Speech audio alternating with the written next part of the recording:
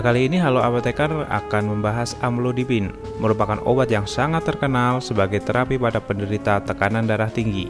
Tonton sampai habis video ini ya guys. Tanya obat, tanya apoteker. Amlodipin adalah salah satu obat antihipertensi. Nah, obat ini termasuk dalam golongan CCB ya, CCB. CCB ini singkatan dari kalsium kanal blocker. Jadi dari namanya kalsium kanal blocker, obat ini bekerja dengan mekanisme memblok kanal kalsium. Nah, hipertensi terjadi karena terjadi vasokonstriksi atau penyempitan pembuluh darah akibat masuknya ion kalsium melalui membran otot polos di pembuluh darah ya, sehingga pembuluh darah ketika ion kalsium masuk, pembuluh darah akan mengalami penyempitan ya, sehingga ketika terjadi penyempitan pembuluh darah otomatis tekanan darah akan tinggi. Jadi ibaratnya ketika teman-teman itu pegang selang yang isinya air, ketika dipencet ditekan selangnya, maka tekanannya akan lebih tinggi. Seperti itulah kondisi fisiologis pada manusia. Ketika pembuluh darah menyempit akibat masuknya ion kalsium, maka tekanan darah akan meningkat. Nah, amlodipin ini memblok masuknya ion kalsium ke dalam otot polos pada pembuluh darah, sehingga tidak terjadi vasokonstriksi pembuluh darah dan pembuluh darahnya ini akan melebar, dan ketika pembuluh darah melebar akibatnya tekanan darah akan menurun. Jadi seperti itu kerjanya.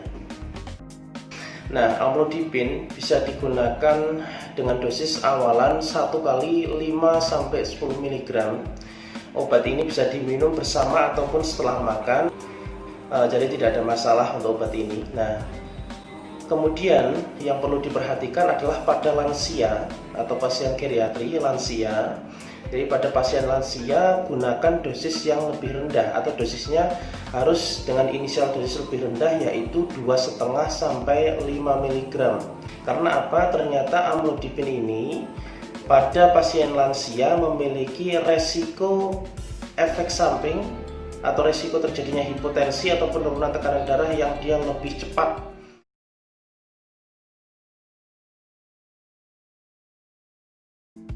Ketika menggunakan amlodipin biasanya terjadi pusing ya, jadi dia terjadi pusing kemudian muka akan memerah biasanya gitu. Nah, terjadi karena adanya vasodilatasi pada pembuluh darah yang ada di otak dan di wajah ya.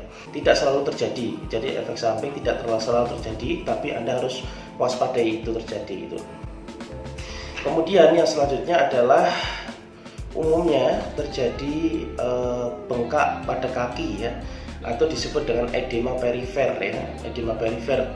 Jadi ketika Anda mengkonsumsi atau saudara Anda mungkin mengkonsumsi amlodipin, kemudian kakinya bengkak, berarti ini terjadi efek samping dari amlodipin, dan Anda harus segera konsultasikan kepada dokter dan apoteker Anda apakah nanti dosisnya diturunkan atau diganti antihipertensi yang lain, seperti itu ya. Kemudian efek samping dari amlodipin ini terjadinya gangguan saluran pencernaan, terutama adalah konstipasi dan mual ya. Kondisi usus itu dia tidak mengalami peristaltik. Ya, jadi ususnya tidak berperistaltik gitu, sehingga apa yang terjadi akan terjadi konstipasi. Nah, pada kasus ini akan terjadi konstipasi ya. Kemudian yang perlu kita lihat pada amlodipin ini adalah amlodipin sebagian besar dimetabolisme oleh liver ya, sebagian besar dimetabolisme oleh liver, sehingga pada pasien yang mengalami gangguan fungsi hati atau misalnya dia mengalami sirosis hepatik atau gangguan fungsi hati, maka penggunaan amlodipin harus sangat berhati-hati. Nah, jadi itu ya guys penjelasan mengenai obat amlodipin. Sekali lagi saya ingatkan untuk subscribe, like, dan share ya guys, agar kami lebih semangat lagi untuk membuat video selanjutnya.